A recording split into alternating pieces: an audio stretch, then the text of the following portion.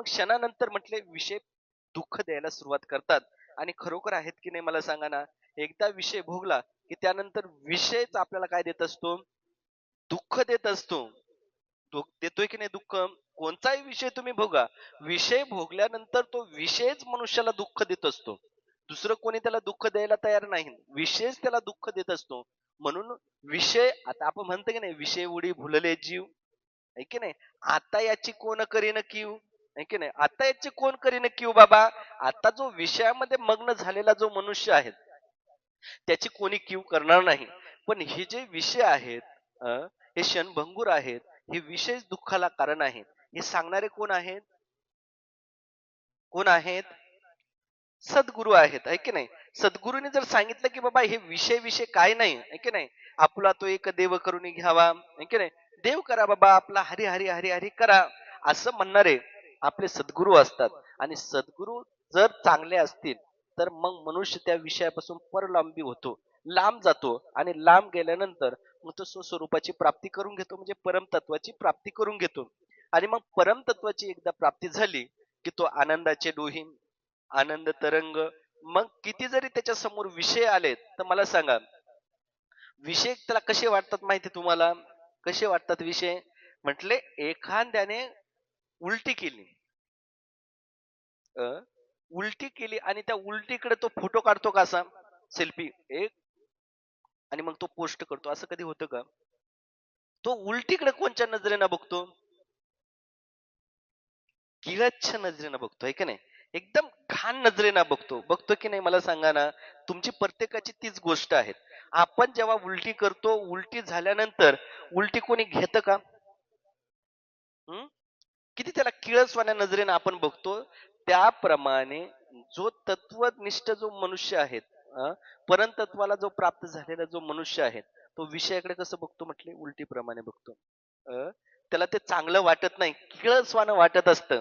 कारण खरंच किळसवाणं आहेत की नाही विषय मला सांगा ना? किती किळसवाणा विषय मला सांगा? एकदा विषयाची परितृप्ती झाली, की तो विषय नकोसा वाटायला लागतो. मी उदाहरण आपल्याला सांगेन. मला सांगा, एखाद्याला मी गुलाबजाम खायला दिले, फार आवडतात त्याला. गुलाबजाम खायला दिला, गुलाबजाम विषय झाला त्याचावाला, की विषय मला प्राप्त व्हावा गुलाबजाम. मी त्याला खायला दिला आणि खात असताना तो एवढा खाल्ला त्याने, एवढा खाल्ला, एवढा खाल्ला, की आता तो कुठपर्यंत आला? इथपर्यंत आला. 10-20 तर गुलाबजाम त्याने खाल्लेत, आहे की नाही? 10-20 कमी झालेत का? कमी झाले का? कारण काही-काही खात असतील 10-20, आहे की नाही? पण जुन्या काळाचा विषय, नाही का? 10-20 खाल्लेत त्याने गुलाबजाम. आता त्याला गुलाबजाम 10-20 खाल्ल्यानंतर त्याने सांगितलं, जेव्हा 21वा गुलाबजामुन मी त्याला दिला, तेव्हा त्याने सांगितलं, की "आता बस झालं," म्हटले. "आता नको मला ते गुलाबजाम." "काय गुलाबजाम देतायत? आता बस झालं." अरे म्हटलं, "तुला तर गुलाबजाम खायचे होतेत ना, मग आता का तू बस-बस म्हणतोय?" म्हटले, "नाही, आता तू हे परत गुलाबजाम खा." खा गुलाबजाम. आता गुलाबजाम खात असताना त्याला पहिल्या गुलाबजामुला जो आनंद होता, मला सांगा ना, तो आता 21व्या किंवा 22व्या गुलाबजामुला तो आनंद आहेत का? का? कारण विषय तर प्राप्ती झाली की नाही? मग विषय जरी प्राप्त झालेले असले, तरी विषयच कशाला कारण आहे? दुःखाला कारण आहेत. कारण विषय एकदा प्राप्त झाला, की तो दुःखालाच कारण होतो, असं शास्त्राने सांगितलंय. म्हणून आम्ही सांगत असतो, आपले बाबा सांगत असत, विषय ना विषय, विषय म्हटले इतके गलिच्छ माना, इतके गलिच्छ माना, की त्याला विष्टेप्रमाणे माना. विष्टेकडे जशी आपली तृग्ण नजर आहेत, एकदम गलिच्छ नजर आहेत, त्याप्रमाणे विषयला एकदम गलिच्छ माना. कारण विषय जेवढं दुःखाला कारण जर कोण असेल, तर ते विषय. अं, मला प्राप्त व्हावं, मला प्राप्त व्हावं, मला प्राप्त व्हावं. प्राप्ती करता किती दुःख आहे मला सांगा ना? आणि परत प्राप्ती झाली का मग काय सुख प्राप्त होतं का? म्हटले परतही काय होतं?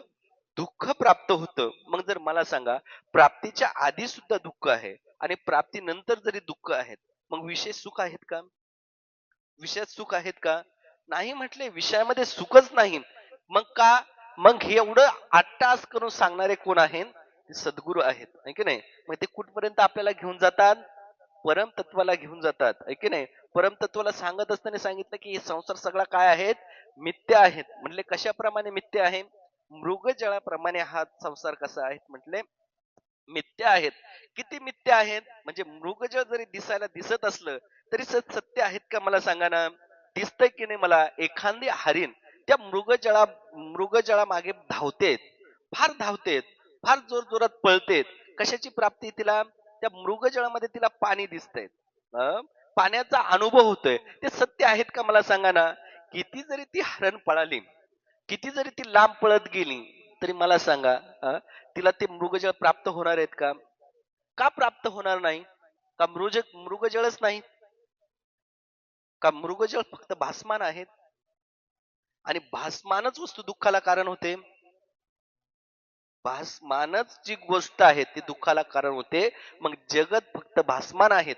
म्हटले महाराज, जगत जरी तुम्ही आम्हाला भासमान सांगत असलात तरी सत्य रूपाने त्याची प्रतीती येते.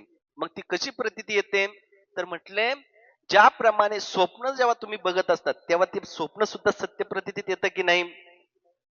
येतं की नाही मला सांगा ना? एखादा मनुष्य म्हटला, एखाद्याला स्वप्न पडलं की म्हटले माझं लग्न झालं. लग्न झालं, 2-3 पोरंही झाले त्याला. पण जर तेव्हा त्याला झोपेतून उठवलं सकाळी सकाळी, तर काय असतं का मला सांगा ना? असतं का काही? नसतं काही. मग ते जेव्हा बघत असतो तेव्हा सत्य वाटतं की नाही? वाटतं की नाही त्या टायमिंगला सत्य? वाटतं की नाही मला सांगा ना?